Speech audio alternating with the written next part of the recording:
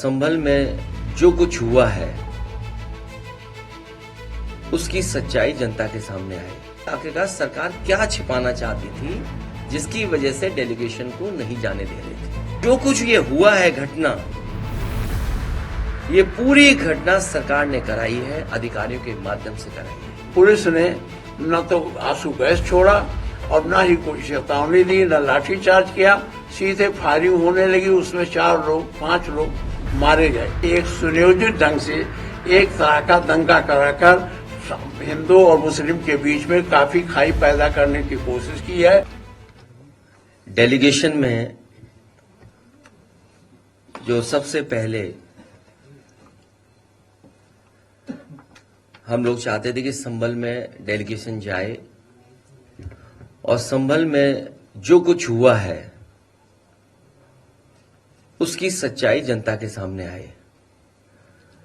इसके लिए समाजवादी पार्टी ने दोनों सदनों के नेता प्रतिपक्ष, जिसमें सबसे पहले आदरणीय माता प्रसाद पांडे जी, लाल बिहारी यादव जी, श्यामलाल पाल समाजवादी पार्टी के प्रदेश के अध्यक्ष, सांसद हरिंदर मलिक, सांसद रुचि वीरा, सांसद इकरा हसन, सांसद जियाउर रहमान बर्क, सांसद नीरज मौर्य, पार्टी के नेता कमाल अख्तर, रविदास मेहरोत्रा जी, नवाब इकबाल महमूद साहब, पिंकी यादव, असगर अली अंसारी, जयवीर सिंह यादव, शिवचरण कश्यप से लेकर के ये तमाम साथी जाकर के संभल के लोगों से बातचीत करना चाहते थे।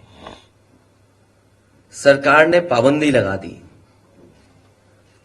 ये लोग दिल्ली से लखनऊ से जाने के लिए तैयार हुए, पुलिस प्रशासन ने उन्हें नहीं जाने दिया। जब दूसरी बार गए तो वही प्रशासन और शासन ने जाने दिया।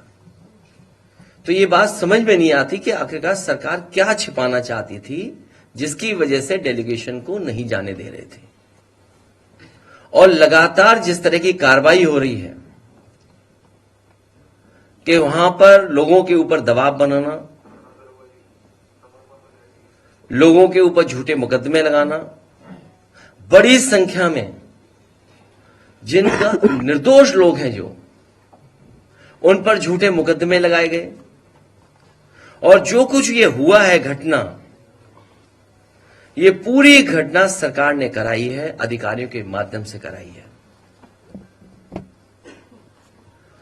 जो घटनाक्रम है, आखिरकार इतनी जल्दी क्या थी सर्वे को लेकर के? जब आपके पास प्लेसेस ऑफ वर्शिप एक्ट है 1991, उसके तहत आप सर्वे नहीं कर सकते।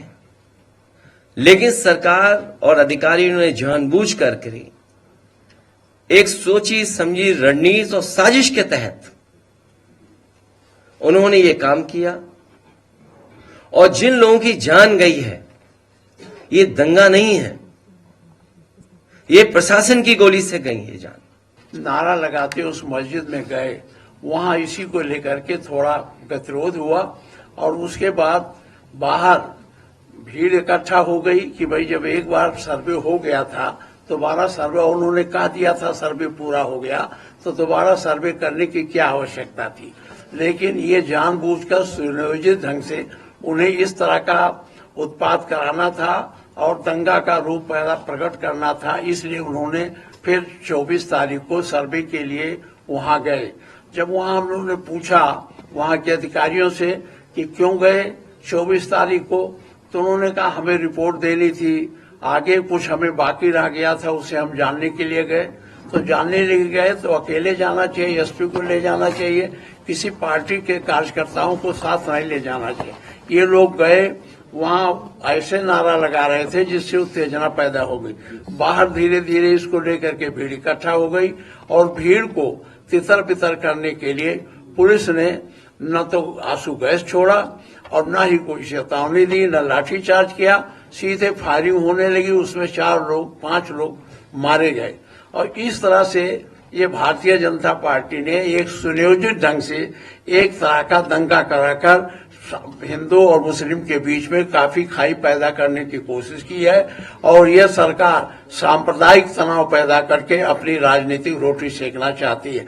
वहां 4-5 लोग मारे गए, हम लोग गए थे, सबसे मिले भी। हमारे राष्ट्रीय अध्यक्ष जी ने हर मृत्यु जिसके घर मृत्यु हुई थी, जो लड़के मारे गए थे, उनके लिए 5-5 लाख रुपया दिया था। हम लोगों ने उनको 5-5 लाख रुपया दिया। इसके साथ ही वहां फिर डीएम एसपी भी आ गए थे, उन्होंने अपनी बात रखनी शुरू की। वहां बात आई कि भाई आपने जब कोई चेतावनी नहीं दी, कोई लाठीचार्ज नहीं किया, फिर गोली, तो उन्होंने कहा गोली हमारी नहीं है, ये गोली बाहर से है, इन लोगों ने एक दूसरे पर चलाया, जो सर्वथा असत्य है।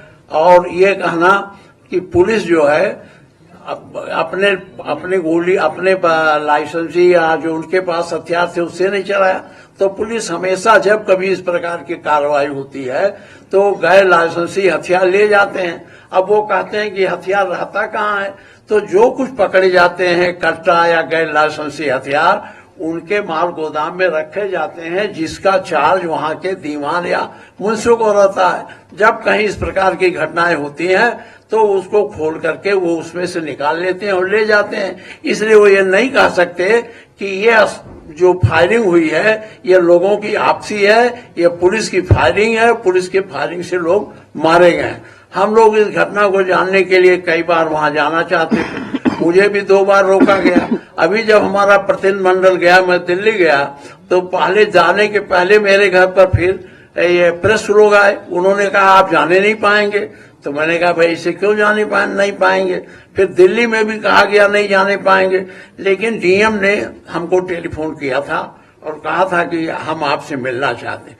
हम लोग गए, वहां सारे लोगों से मिले, अपने पार्टी के जो हमारे बर्ग साहब थे उनके घर भी हम लोग गए, फिर नवाब साहब के गए। प्रत्येक जो मारे गए परिवार के लोग थे उनसे हम लोगों ने मुलाकात की। सबसे ज्यादा ज्यादती वहां पुलिस आज कर रही है। शाही मस्जिद एएसआई के अंदर आती है, उसके सामने बिना एएसआई के परमिशन के ये चौकी बनाने लगे। वहां इस पर भी विरोध प्रकट किया गया कि आपने चौकी कैसे बना रहे हैं। वो इस चीज को मानने के लिए तैयार नहीं थे कि ये शाही मस्जिद के अंतर्गत आता है या एएसआई के अंतर्गत आता है। जबरदस्ती वो चौकी बना रहे थे। साथ ही साथ वहां जो एफआईआर हुआ, इन्होंने तो अपना एफआईआर दर्ज किया और जो लोग मारे गए उनके तरफ से कोई एफआईआर पुलिस के खिलाफ या किसी के खिलाफ दर्ज नहीं किया। इस तरह से एक सुनियोजित घटना थी और इस सुनियोजित घटना से पूरे प्रदेश में हिंदू मुस्लिम के बीच में जो समरसता थी उसको समाप्त करने का प्रयास इस भारतीय जनता पार्टी ने किया है।